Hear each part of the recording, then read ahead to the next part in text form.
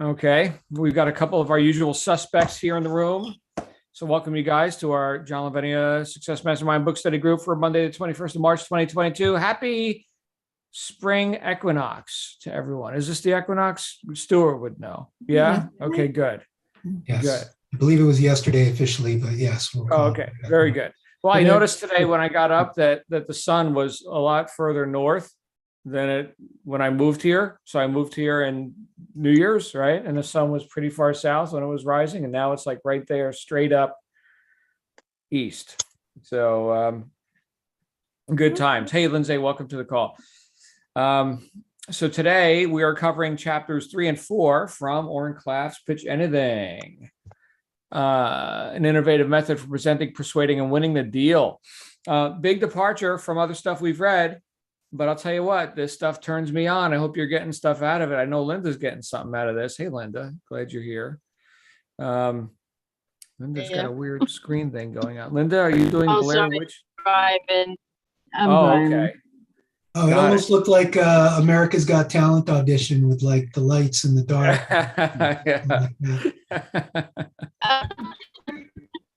Yeah.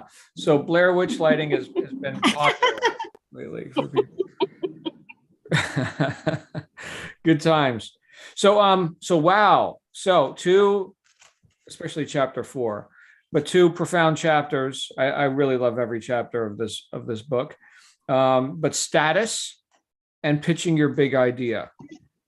Now I've been through this book a few times, but this most recent time I didn't get through all of chapter 4, pitching your big idea. There were so many ideas that I stopped on in there, and then I got busy, and so I got to continue reading the rest of chapter 4. But status, going back to chapter 3, and I'd love to hear about all y'all's take on this, to use some Southern language there. All y'all. That's the plural of, that's the plural of y'all.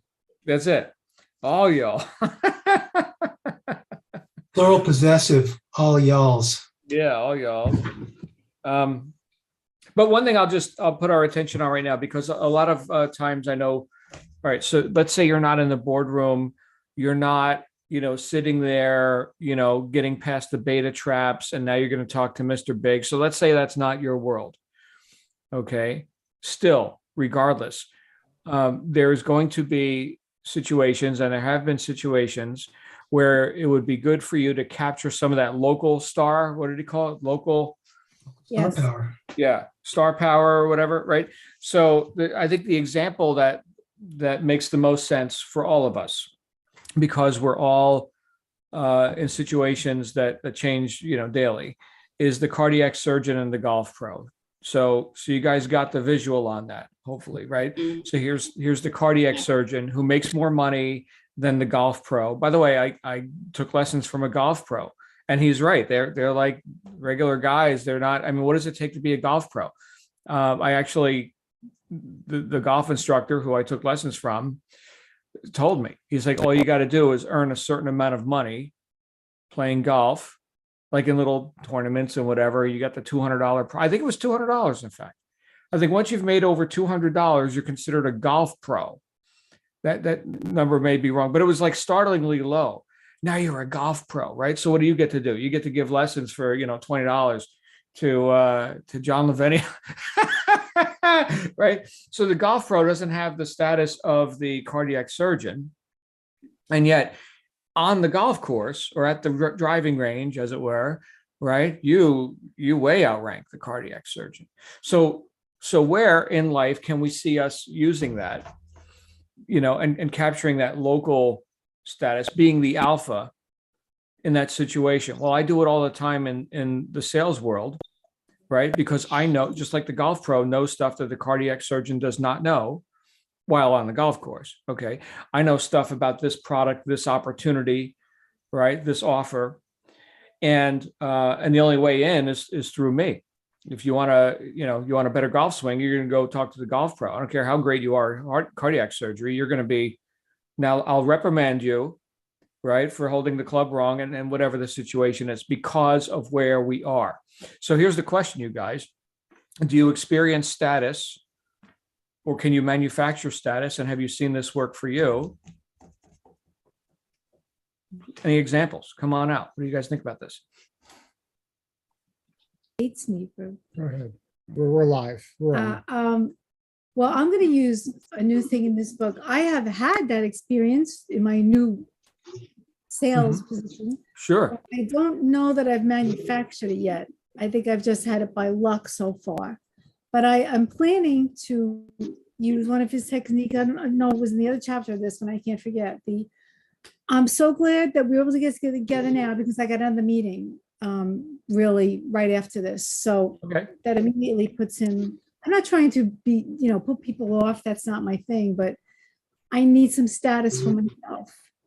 I need some posture. They asked for this information and a lot of them don't want to get it. It's a very strange situation. So that's how I'm gonna, after hello, that's what's gonna come. Or I'm gonna be the French waiter. That's what I really want to be. The French waiter. How about that for the local superstar, right? Yeah. What a game that was. I was cringing as I was reading that. I was like, no way, he did that? Wow. Yeah. He's the John Lavenia of France. I think Linda's going to space. I don't know what's happening. What was that? Linda's in space. She's getting beamed up. Okay. No, I'm just in the car. Okay.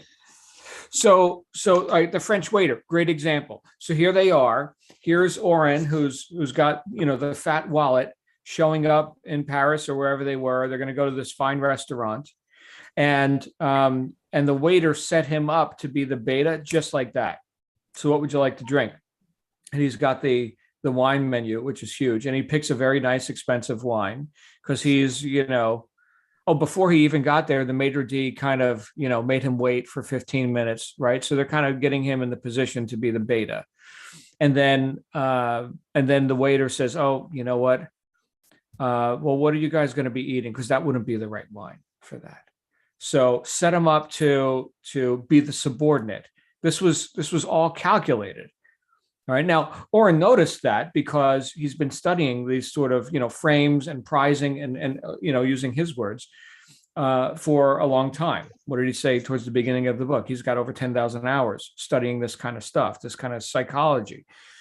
And so with that waiter, and the waiter even recruited other people at the table by then lavishing praise upon them. So now Oren can't attack the waiter because then the waiter's already accumulated allies, right? This is huge, guys. If you got this, and again, you might not be, so that's a perfect example of, we're not in the boardroom now pitching $1 billion deal, okay?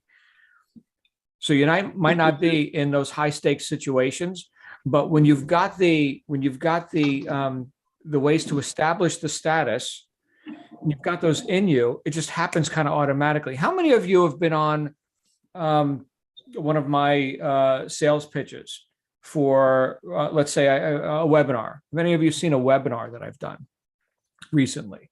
Probably not. Okay, well, one of the things that I do when I do like a one-to-many or even a one-to-one pitch, I establish that status like pretty quick. Okay, so you guys, I know we're just meeting right now, so welcome. Hopefully I'm not a stranger. Just a little bit about me. I'm an author, right there. Right there. What did I just say? I'm an author. What are the first two syllables of the word authority? Author. Okay. So just, I'm an author and speaker and online business coach. I've been in this space now for 20 something years. So I've seen the ups and downs. What did I just tell you? I know stuff. I've got experience. I'm the prize. Okay. You want to learn stuff. You need to listen to me. Okay. So basically, without saying, here's who I am and why you should listen to me, I'm basically telling them why they should listen to me. Mm-hmm. Okay. And I'm setting little hooks in there, little hooks. And this comes out so naturally, right? I'm just introducing myself. But in the next chapter, on chapter 4, he talks about, the time that you spend on, with revealing the big idea, okay, pitching your big idea. What did he say about one of the first things you do? Introduce yourself and the big idea. Don't introduce yourself for 15 minutes. Okay. He's seen people do that, right? Like they need to keep on qualifying why you should listen to me. No, spit out your biggest wins. Here's the one example. When a friend Joe was getting funding from Boeing, here's how he did it. My degree is from Berkeley. I did my MBA at UCLA. After that, I was at McKinney for 4 years, but really my only home run there was the sales program I did for Lexus. Saved them about 15 million, and they still use it today. I left consulting 6 months ago to work on the big idea, to work on what I'm going to show you today. All right. So what do we just hear in that? Here's a person who's got credentials for whatever that's worth. Okay. He did, he's got 4 years experience with a competitor, but really the only thing there was the 15 million we did for Lexus. Nice, whatever. But I left that to work on this. Right? You got my attention. Just like that. You got my attention. All right. This is somebody who knows stuff. So when we set the status, it's not a forceful thing. It's not something where, let's say in my case, right? I'm an author. Okay. How many of you have read my book? Right. Well, you definitely should read my book, because in that book, I talk about this and that and right. Because I discovered and I codified in the book, the many facets of, no, please. Oh my goodness. Right. So just spit it out. Now, out of 1,000 people, how many who say they're going to write a book, how many actually do? One. So that's 1/10 of 1% of the people who say they're going to write a book actually do. So I just put myself, see the altitude I just gave myself? By the way, guys, Virginia, you're an author. Okay. Right. We got authors here in this group. One of the best things you could possibly do. You don't even have to sell a lot of copies, right? You didn't even have to promote it. I've sold thousands of copies of my book with zero marketing. I'd probably sell a lot more if I actually promoted the damn thing. But it's basically what? It's a calling card. And so for the rest of your life, right? I'm just giving you one example with, authoring a book. But for the rest of your life, people say, what do you do? A lot of times people are concerned about what's my elevator pitch. Well, this could be part of it, right? One of the best things you could do is publish something. Okay. And then, or if it's not, the written word, could be a course, could be, videos and things like that. But I'm the creator of such and such program, right? So these are things where you can introduce yourself and develop status as it relates to the people that, that are coming to you or that have allowed you into their realm to come and get the, whatever the pitch happens to be, whatever it is you're attempting to do. Now, keep in mind too, with all this status stuff, it's a play. We're playing here. Remember later in the book where he talks about, he did this a couple times earlier in the book too, but where he did an act of defiance. Here's the guy who set him up for all of these, and it's a big shot, right? He runs the big corporation. He's Mr. Big, okay? And after Oren got to wait in the waiting room, and excuse me, and then be ushered in and told to sit down, no, sit in that seat instead of that seat. And then here come the two assistants to the Mr. Big, and then finally Mr. Big grabs an apple out of the bowl, right? And has his apple. And you go ahead and get started. And then Oren, what? Act of defiance. I need water right now. Gets up out of the seat. Doesn't ask for permission. Gets up out of the seat, goes to get the water, comes back with a knife, says, excuse me a minute here, takes the apple off the guy's desk, cuts it in half. I hope this isn't how you do business. Because in our deals, everybody gets a piece. Everybody wins. And he takes a bite of this guy's apple. And the guy's just like, and he gets the deal. Okay, gets the deal. So, but what was his alternative? To just supplicate and just acknowledge, you're the alpha, I'm the beta. Thank you for enduring me. Hopefully I'm entertaining before you kick me out. I mean, what? Right. So here's the thing, Missy and everybody, when you're establishing a business relationship, you're about to offer something to someone that will benefit you to make that sale, but it will benefit them to buy it. Then unapologetically, you should have a certain amount of, we can call it status or altitude, that you can establish just with your own, what and they don't, because clearly they don't. If they did, they wouldn't need you. And the surest way to learn nothing is to think you already know. So you've got to establish your status, that you are in some way elevated in this realm. You're the golf pro. They may be the world's greatest friggin' astronaut or something, but we're not in space right now. Okay. We're doing this. We're doing the golf thing now. So who's got some thoughts on that? That exchange between, well, the hypothetical exchange between the golf pro and the cardiac surgeon reminded me of a real life situation. Unfortunately, it didn't involve me, but Missy would know about this too. It's about Frank Capra. Yeah. Great Hollywood director. It's a Wonderful Life. But he was, Always. but he was from the 40s, so what we were involved in with the Second World War. And so Capra was commissioned by the US Signal Corps to direct a number of films, propaganda films, essentially. And so he went to the studio bosses, and he was where, well, no, he went to the generals. Now Capra was commissioned as a colonel, and he walks into the meeting room and he puts himself in seat number 1 at the head of the table. He's Italian, that's why. And he said, he justified it when he was challenged by saying, right now, I'm the most important person in the room. You're here to talk to me. All right.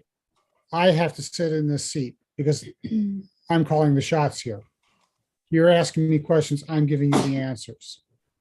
So there was a case of, him establishing a frame by saying, this isn't your house anymore. It's my house. And was that well received, Bob? Well, after the initial shock wore off, it was. I mean, Capra did go ahead to make the films for the Signal Corps, and they're still considered to be masterpieces of propaganda.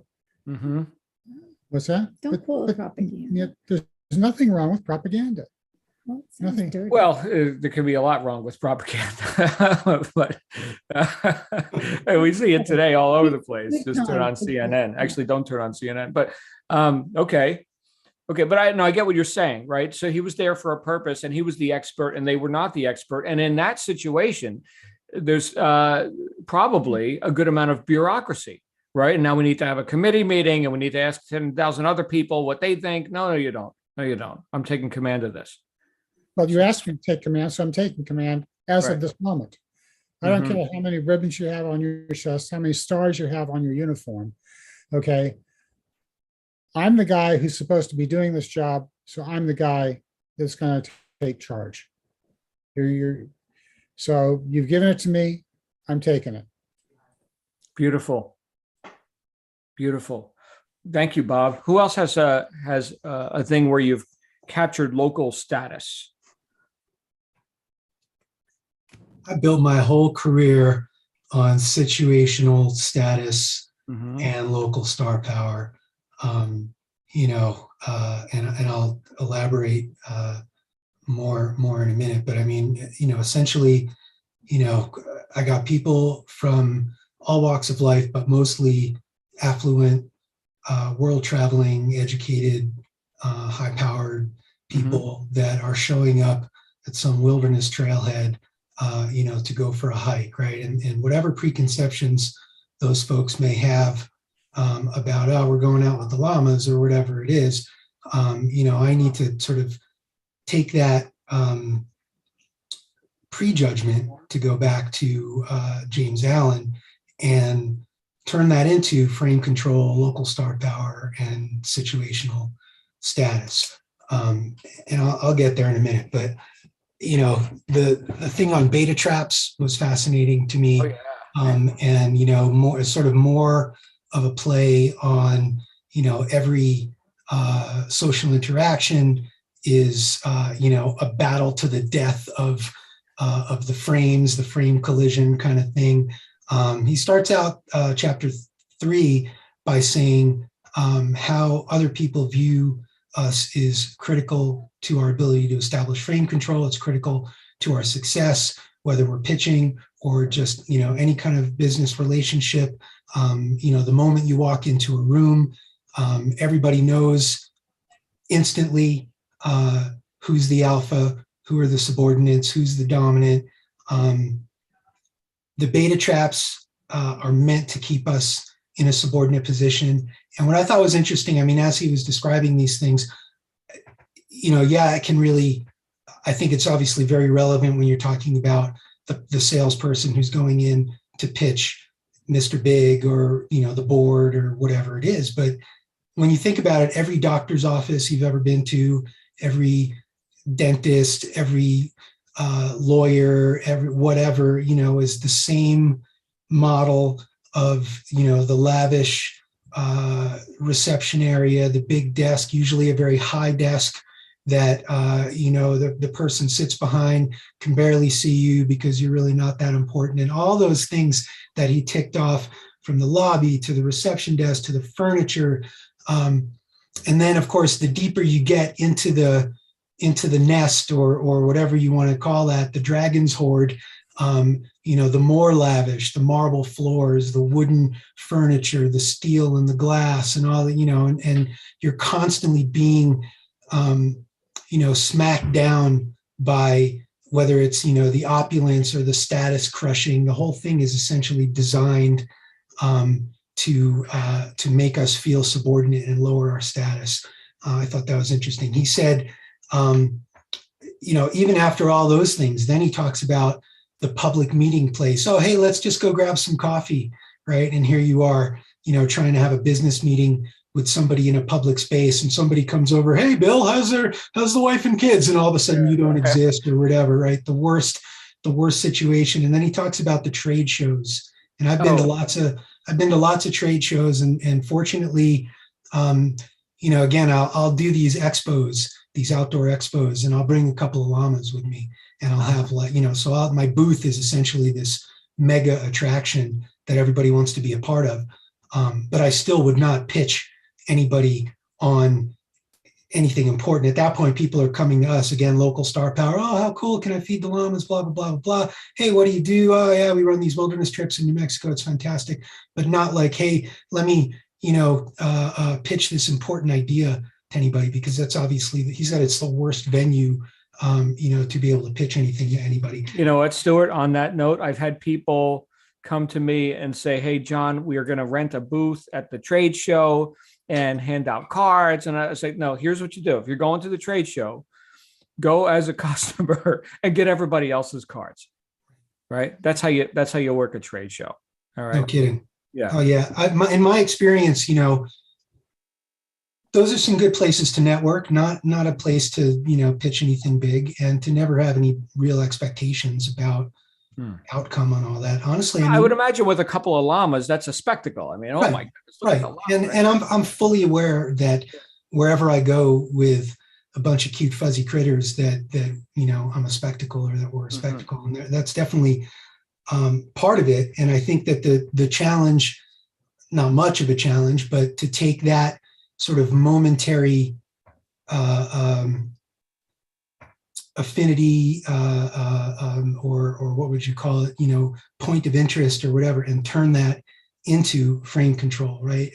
Because, and I've been clear about this from the beginning, and I think there are a handful of times where people will show up at the trailhead and make an assumption that I'm just like the Sherpa or the Wrangler or whatever, right? And I have to establish very quickly, like you, with a few, moments of what my experience is, what my level of knowledge is about these kinds of places and things like that, to the point where people shift that prejudgment from, oh, it's just some dude we're here for the llamas. Then by the time they're done, they're like, oh, the llamas were cool, but you're the guy, or whatever it is, right? And so, again, I feel like I've built my whole career on this without even really understanding the mechanism behind it. So very, very cool.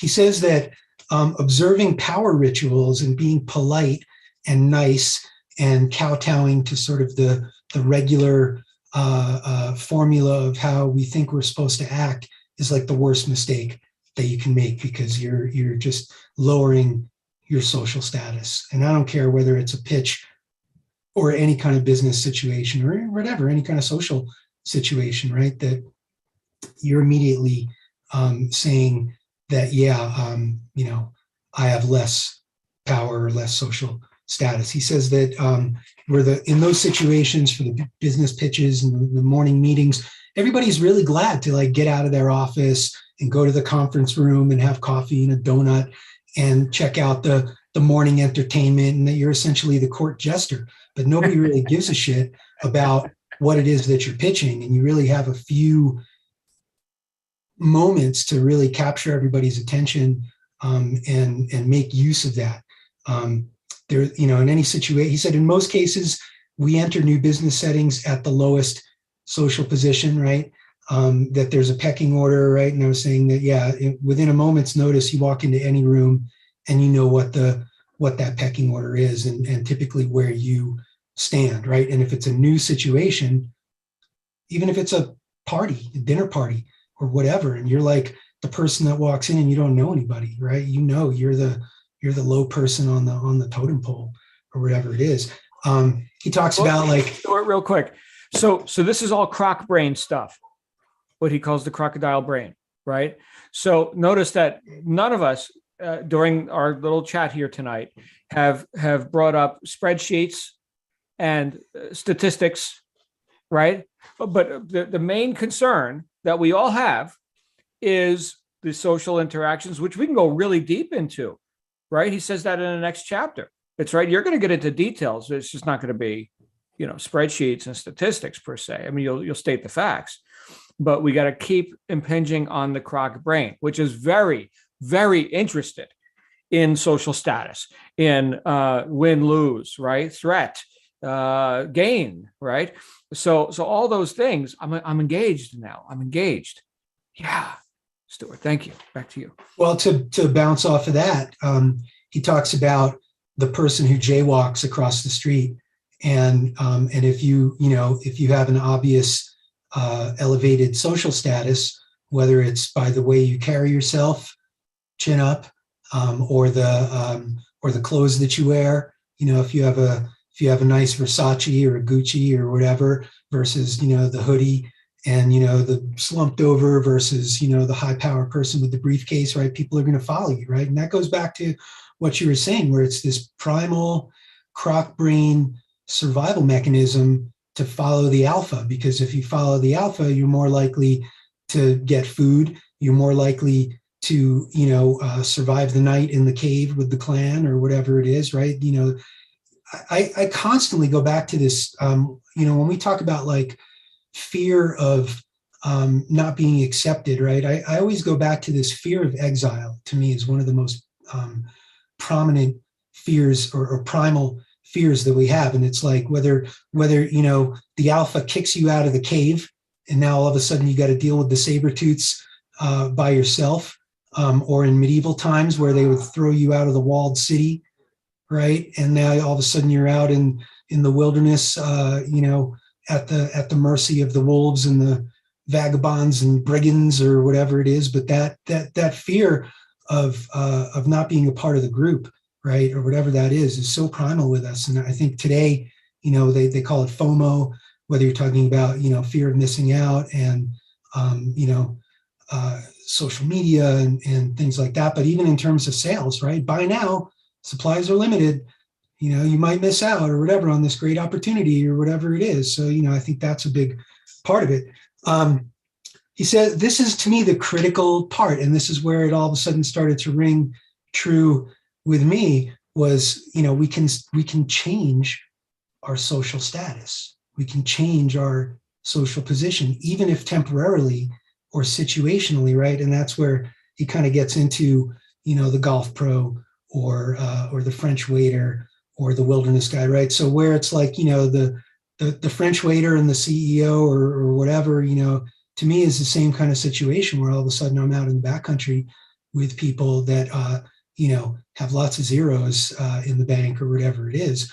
And by the end of the gig or sitting around a campfire at 11,000 feet in the wilderness, and these guys are saying things to me like, man, you got the life, and oh man, I wish I had your life and all this kind of stuff. And like, I always try and redistribute some of that power back, right? And that concept of oh man, well, we're here for each other, because if it wasn't for you, I wouldn't be doing what I'm doing. So, I'm here for you. There was a time in my life where I didn't have the ability to take my family on a multi-figure vacation or whatever it was. And, so this is a mutually beneficial thing, right? And the pat on the back, whatever the game, what do you call it? The talk show. No, you're beautiful. No, you're beautiful. Don't ever change. No, you're great. No, you're great. He says that, when you have a low social status, your ability to close, your ability to conduct business, your chances of success are much lower than when you have a higher status. Then we can alter the way others perceive us, right? He talks about that situational status, local star power. And of course, again, I can totally relate to all that, but it's this temporary position of power. And he gives this formula of what the waiter did, right? And essentially he immediately seizes the local star power. They keep him waiting a little bit. Then the guy comes and, he schmoozes everybody, and he knows immediately who the alpha is at the table. And he very quickly and systematically knocks that guy down a few rungs, right? He forces an impossible choice on him. He forces the mistake. Whether it's almost like an illusionist kind of thing, with like forcing a card or whatever. He knows that no matter which wine he picks, it's the wrong one. Right? Or if he defers back to the waiter, well, what do you suggest? Now he just subordinated himself. So right. There's no way the waiter can lose that one. I love it. Right. I love it. And then, then he insults, he gives him the choice, and he's like, oh no, that is a terrible choice, monsieur. And then, so he insults him, but then he picks him back up, and he gives him credit for making the right choice. But everybody at the table knows who really made the choice, right? Then, like you said, he co-opted one or more of the other guests. And then all of a sudden he's got allies. And so then, if when the waiter walked away and he was like, man, that guy was an asshole or whatever, right? Now he loses because he's got fans, right? Now all of a sudden you're attacking the nice guy or whatever it is. I just thought that was fascinating. And then he said he was completely owned, right? He was totally owned by this guy. And then by the end of the gig, when it comes time for the tip, right, and he brings out the desserts and all this, then he says he kind of systematically gives some of the power back to him because he wants the nice tip, right? And by the end, he then he knows that he only scribbles a number, right? It's not, he doesn't even get an itemized bill. That could have been a $10,000 dinner, right? But it was less than what he thought. And so then, the guy gets the big buck tip. I just thought it was fantastic. And guys, then this is a game. Are you getting this? This whole it's a game. Well, personally, so I would into your social interactions with that flippancy, right, and that non-attachment, and just play the game. You're going to be like effective. Bob, you were saying? Personally, I would have stiffed him. Oh, well. Well, they can't fight the wars, but they're Yeah, good at the well, dinner no, table. I was oscillating between anger and wonder as I was reading that story. Because, I don't care how expert this guy is. Let's face it, the restaurant business is part of hospitality. Okay. And I would have found that sort of behavior rude and inhospitable. So, yeah, but he's French, so you go in, no, you expect it, Took right? the They're French. words out of my mouth that he was French. You've been Yeah. to France, they are rude and inhospitable. That's their culture. Bob, I don't know if anybody's ever seen the children's movie Ratatouille, about the rat that wants to be a chef.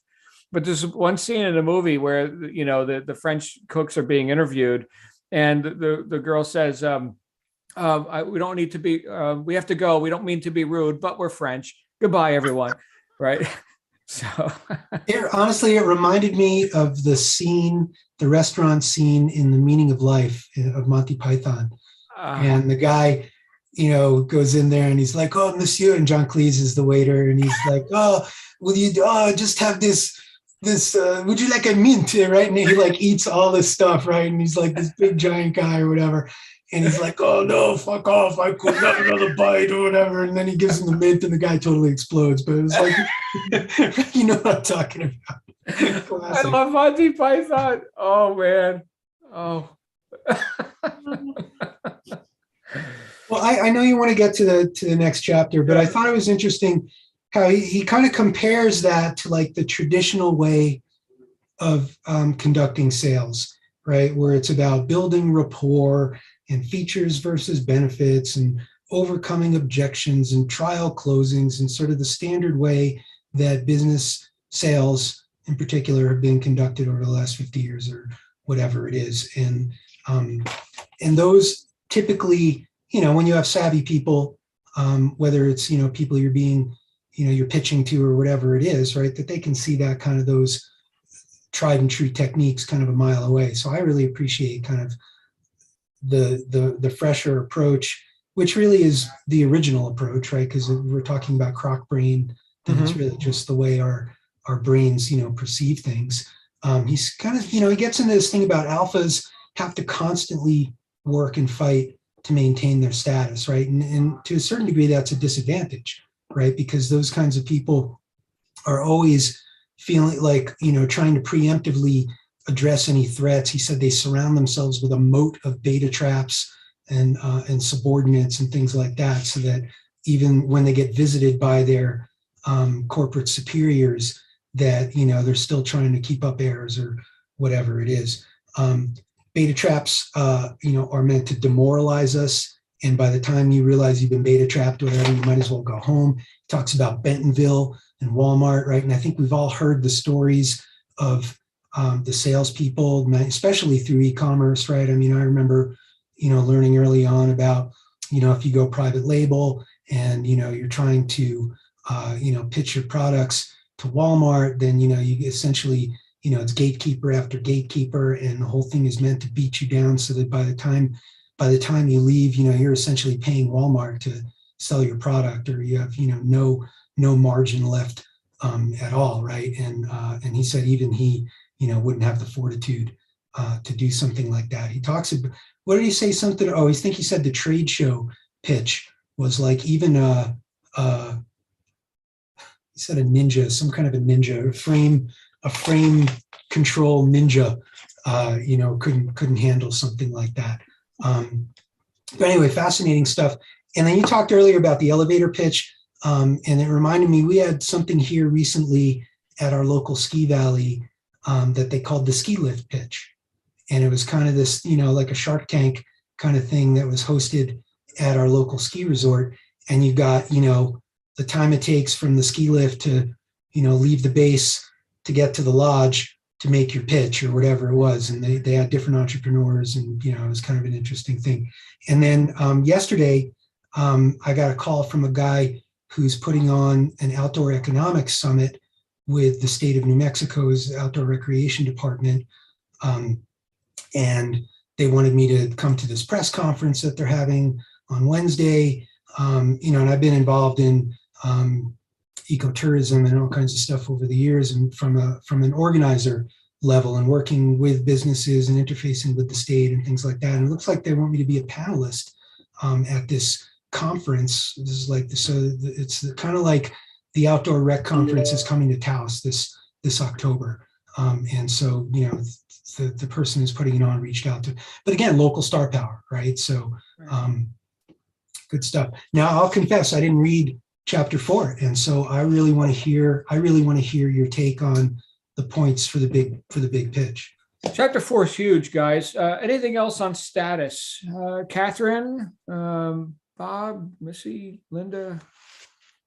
Yeah, I was actually, I at first was thinking that I had never done this, but my ex and I used to breed and sell Rottweilers. And one of the ways I actually used to sell puppies was, you know, you'd have somebody come in, and if they had a kid, you'd have the kid get down on the ground and start playing with the puppies. But I would walk Daddy in the room.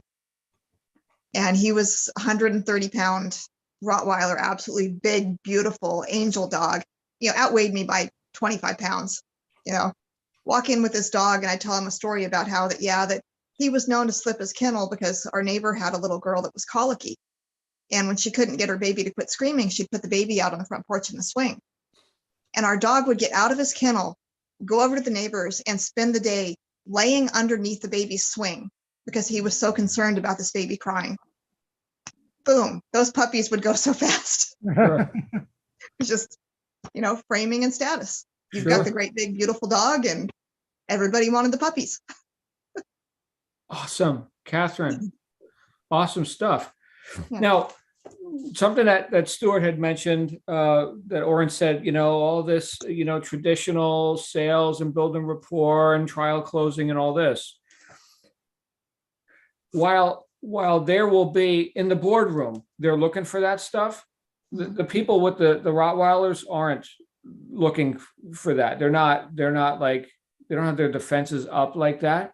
So, but I will say, regardless if we're in the boardroom or selling the Rottweiler puppies, rapport has its uses in terms of common interest or common enemy. So check it out like this, where he's saying don't just rely on that stuff and it's outworn and whatever. You wouldn't even be pitching if you didn't have something they wanted, if there wasn't some common interest, or if we didn't have some common enemy. So consider that. So temper what he's saying here with things that you can naturally do. Otherwise, why would you be talking? If you don't want Rottweilers, what are you even doing here? Right. So there is a rapport. There is a shared reality. All right. So if you can kind of just bank on that. So don't think you just throw rapport out the window. So that was one part where I would differ a little bit with how Oren explained it. Awesome. So pitching your big idea. Guys, this chapter is so loaded. We could use a month just to talk about this one chapter. He did kind of break it down into phases. So phase one, introduce yourself and the big idea. And he talked a bit about your qualifications. Okay. Then he goes into the why now. So notice that this is, even if you've got something, remember he talks about movement, the croc brain. I see that moving. I can't see the other stuff. I'm kind of blind to it because it's not moving, but I see the thing that's moving. Okay. So what we want to do is psychologically demonstrate movement and capture and keep attention on, here's what's moving in the marketplace. Here's why it's moving. Here are the three market forces that are causing this trend. Now, look, some of the things that I'm involved in are not like new startup kind of things. They've been around for a while.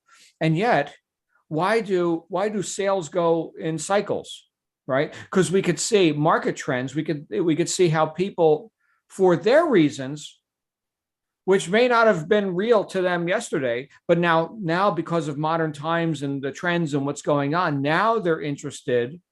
As long as we can put it in their face in such a way that there's the rapport where they've got a reason to want this now, where they could see the movement. I'll give you a perfect example, and it's one that a few of us are involved in here. Here's a online shopping club and consumer products. In my assessment, not terribly exciting consumer products, coffee beans, lipsticks, shampoo, toothpaste. Great. Who cares? Yeah, I buy it anyway, but it's not something I lose sleep over. Okay. But made in America and patriotic and all this, well, with the modern times, right? Common interests, common enemies. Oh, we want to, vote with our dollars. Well, great. Here's this thing that already existed. Here's the same exact facts, the same exact offer. But now we're speaking about it to this specific target audience for the relevant reasons why we're talking about this. Here's the stuff, okay, but here's the reasons why the market is moving towards this stuff now.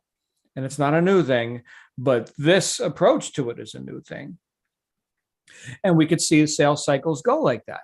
All right, you get something hot, right? Not because the data changed or the facts or the features and benefits changed, but because the interest in it changed and people are now moving towards it.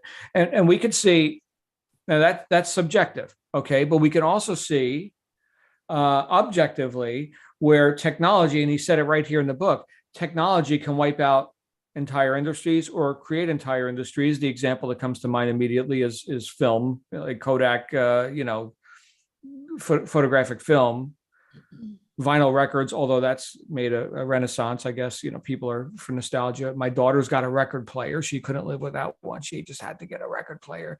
And she's got like 5 records. I think Donna Summer, AC/DC, Barry Manilow. She doesn't even know who these people are. She knows who AC/DC is now, right? But she just had to have a record player. So anyway, but we could see where technologically, right, you could be winning or losing a battle that is impossible to win, or just swept on to success. Okay, but what we're talking about here is subjective, not so objective. It's subjective, and we're crafting framing, right? We're crafting a frame, and we're creating a demonstration or an explanation of movement and how it's going to benefit those who are involved right now, and how the penalties of not acting now can be substantial. We're getting with the croc brain again. Okay, here's the movement. You could be on the train. What's that saying? Some people make it happen. Some people watch other people make it happen. And some people ask what just happened, right? You don't want to be in that last group, right? So, so the why now frame.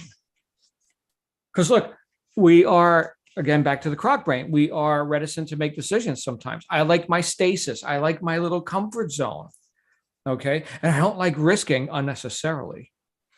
Okay. So if I'm going to exchange some of this money or resources or my attention even, right? What does the croc brain want to do? Back to the first chapter.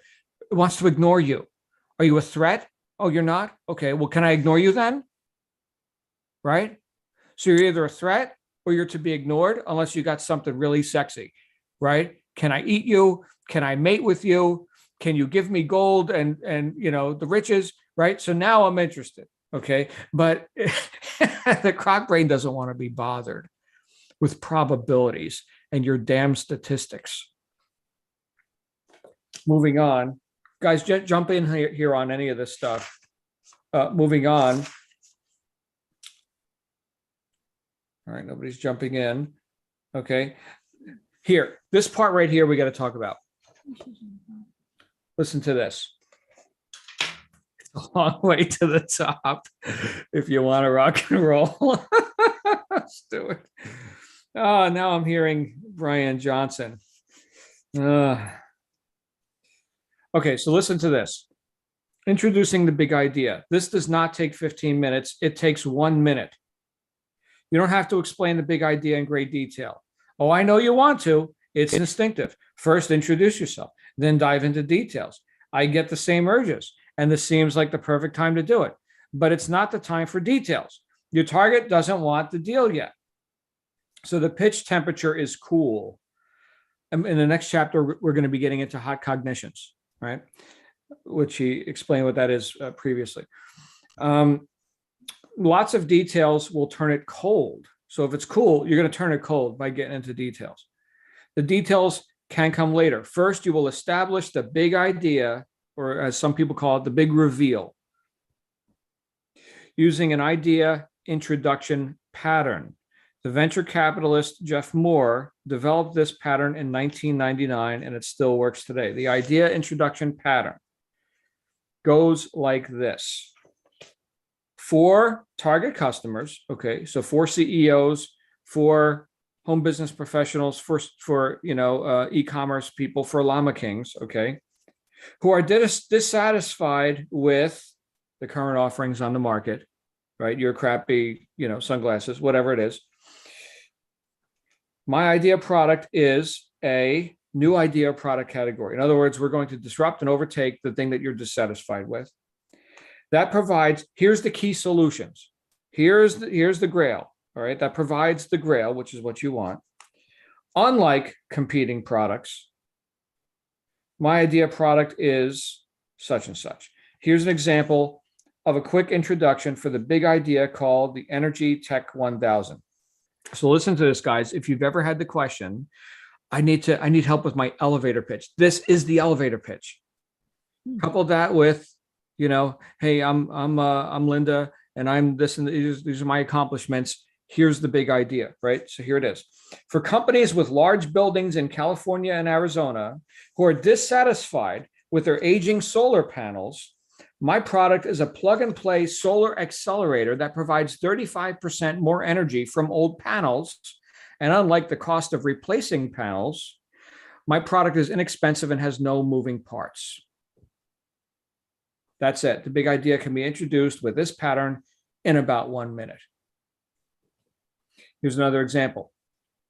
For busy executives who don't have enough workspace in their computer monitor, my product is a visual array that provides 8 flat screen monitors linked together that can fit on any desk. Unlike the common do-it-yourself solutions, having just 2 or 3 monitors, my visual array lets executives use Excel, Firefox, Word, Gmail, Skype, Photoshop, Explorer, and Trading Desk at the same time with no confusing windows.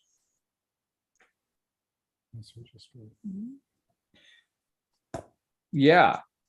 So now if you are the busy executive, right, with all the windows and everything, I'm interested.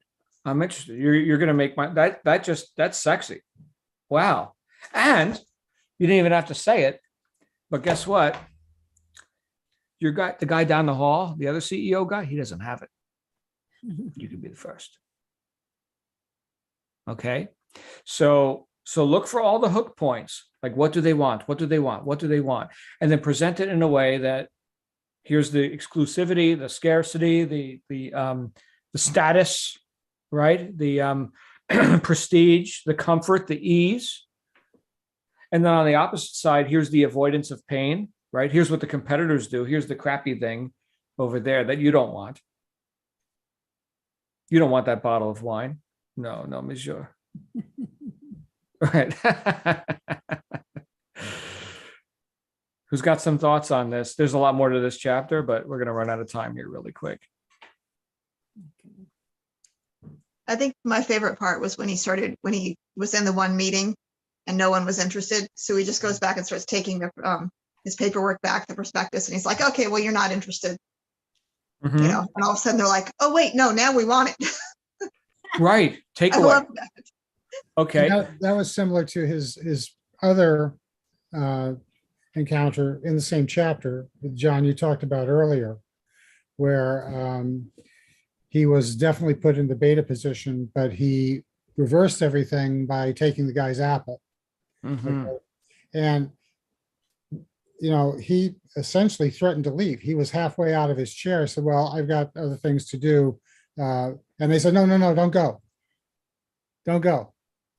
So sometimes, you know, you're hangling or dangling the shiny object in front of somebody and then threatening to take it away. Right. Well, Oren's mantra is, instead of always be closing, always be leaving.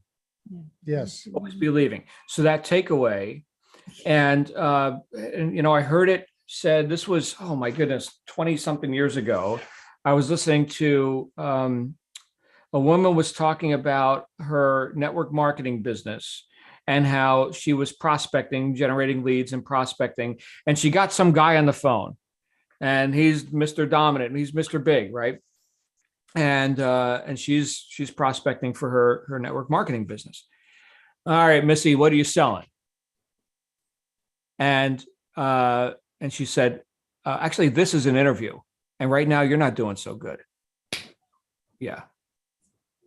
So now we could read this whole book to kind of encapsulate and elucidate that one bit of posture, Okay. Yeah. Who needs who here? Pricing. This is so critical at the core of all of it. Pricing. You've got to know that you've got the grail or the golden goose or whatever the metaphor is that you like. You've got to know it. Always be leaving. Were you going to say something about that? Go ahead. No. Well, with the you know, the thing that we're doing, like I said before, I'm going to have a new opening of, thanks for your time. I don't have much time. It's they're here. What did you just say? That it's just a brain cell just went to sleep. She's interviewing him. Mhm. He's Mr. Big, and now he's just had his pants pulled down, in front of the whole class. And it's not that I'm attempting to do that. I'm attempting to take control because my success is not stable. And I think it should be better. And I got one call back from a text I sent out of, guess what? You can still get it for $1. And I got the call back. So, but from now on, I'm going to try this and see if there's a change. And I'm going to put myself in the position of the power. And it's going to require another callback probably. But that's okay with me because I've been on 3 hours and gotten nothing with these people. Mm. So if I have to call them back, get them finished, give them the idea, let them think it's, wow, they're really doing well, that they don't even have time for me. So I think it was a great chapter, and I just got to be that French waiter. I'm going to Neville Goddard him into my brain. Okay. That's great. Jim gets stiffed an awful lot. No. I'm going to stiff That's you. because you're German. You don't like the French. Well, here's the thing, guys. When you digest and maybe read chapter 4 a couple of times, because there's so much in it. Dense. But when you get that, when you start to get the scope of what Oren's talking about, and then you take it into your business settings. Here we are with e-commerce and shopping clubs and it's not multi-million-dollar deals. Okay, it's going to feel like kindergarten to you. Like if you get your head into chapter 4, you see yourself in the boardroom. You're like hard clothes and the whole thing, right? And then you come back to your current reality. This is kindergarten. This is a joke, right? And now you get on the phone with the guy and he's unreceptive or something. You could give a shit, right? And now all of a sudden they want you because you're always leaving, right? That's the posture, guys. So think of it in terms of orders of magnitude.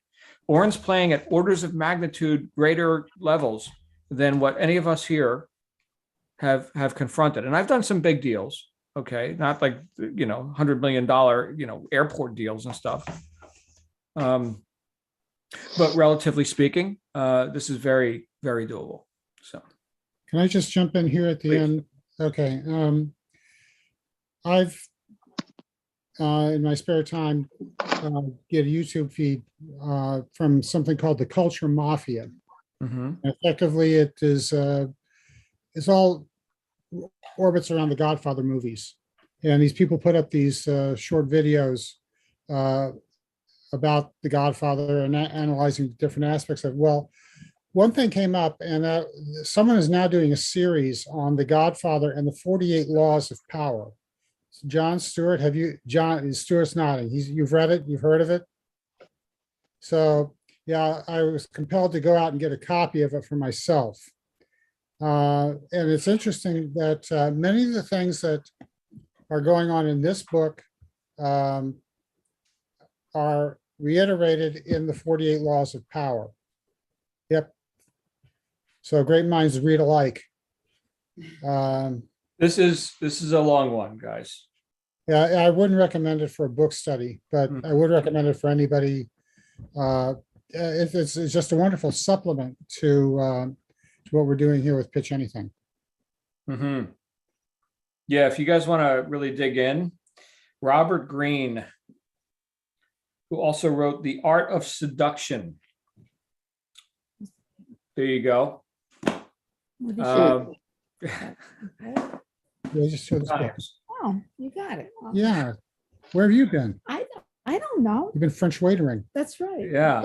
Can I ask you a secret, John Lavenia, to share a secret? Here in 'Cause I public, think- we're broadcasting to planet Earth. Yes. What secrets would you like to know? My life's an open book. My life's actually pretty boring. Like I don't have any secrets.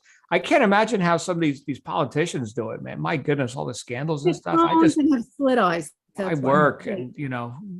Okay. Right. But I just remembered that I was closed by John Lavenia, but you didn't have to close because we had a rapport already, and there was admiration and respect. And so, what do you do with the stranger? I mean, like, how do you? There was nothing for you to close, is what I'm trying to say. With us, do you know what I'm trying to say? Mm-hmm. Because I wanted it anyway, and I talked this man into it, and I closed myself before you even got to the room. But when you're closing, because I know you're doing good, is there a formula in here that you use? This is, low level deals. We're not in the boardroom here. I'm referring Okay. to, Well, I'll tell you what, tune in next week and we're going to talk more about closing. Okay. But I will tell you just in brief, and there's no way I could encapsulate this into just like a quick answer and you're going to, Okay. all right. But I will tell you that while Oren says always be closing should be replaced with always be leaving, leaving is also a close. So I don't know if that makes sense to you, but the idea of the takeaway, which we did just talk about, and the prize, again, this is all based on the prize. Think like croc brain here. Hope for gain or fear of loss. Okay. Seeking pleasure, avoiding pain. So if I'm always closing, then in other words, if I'm always communicating value and gaining agreement and cooperation, then there is no need to hard close someone. I'm simply allowing them to get what they said they wanted. It's almost effortless. And so when I look at people who have a hard time, oh, I can't sell and this and that, everything that led up to it was either missed or unknown. They remained ignorant to like, what is the actual offer here? And they're trying to sell a commodity now and close somebody. I'd never sell commodities. Just like the example I gave before, right? Here's consumer products. Terribly unexciting to me, okay? But now we shroud that in here's why, and here's the trend, and here's all the other things that, regardless of what the hard product is, right? Here's the physical stuff. Okay, yeah, that's there. It always has been. But here's the why, right? So if we always are closing with that in mind, then by the time it's someone's ready to transact, they've already crossed the bridge. They already sold. Huge topic, guys, huge. And look, Oren is explaining in the best way I've ever seen posture, right? Like the girl who said, this is an interview and right now you're not doing so good, right? So that's posture that's a knowingness, that's relaxed confidence. And it's an ability to take the guy's apple off the desk, cut off half for yourself and hand him back the other half. Because we play win-win, everybody gets a piece around here. That's how I do business, right? So it's that sort of, that just, to see it in my mind. I wasn't in the boardroom or the meeting, but I could picture the awkwardness of that. And that this guy had the balls to do that and won the deal. Okay. But you can't do that if you're trying to get, right? He's always leaving. He's the prize. And there's lots of other people who can buy his deal. Missy, that's a very, very weak and incomplete answer. Very weak. So give me till next week and we'll have more. Let's read some more Oren Klaff and then I'll Neville guarded it to you. I'll give you through the ethers. Through the ethers, you'll get the osmosis and the etherical juices. Okay. Okay. Don't forget, I'm going to be a rat with cheese. Friggin' rat. Looking for cheese. John, do you think, I'd like to take a vote to see if we can do I chapter agree. 4 next week with chapter 5 instead of 5 and 6. Because I know Stewart didn't read 4. I got halfway through it. You didn't finish it. I don't know about the rest So of the much group, in but there. Okay. Any there is a objections? lot. Revisiting chapter 4 and including chapter 5 next week. Any objections? Yeah, 9. Hmm? Linda is correct. We're going to do it Linda's way. Okay, so let it be written, so let it be done. Chapter 4 and 5 next week. Deep dive into chapter 4, guys. Yeah, Deep there's a dive. lot in there. All right. And maybe even, script out some of your own, like the examples I just gave you, right? The formula for the elevator pitch. Everybody here in this room, or if you're seeing this on video, you should never have the question again, how do you make an elevator pitch? He just gave it to you and it's perfect. Mhm. So, all right, you guys, see you next time. Have a great day. Bye for now.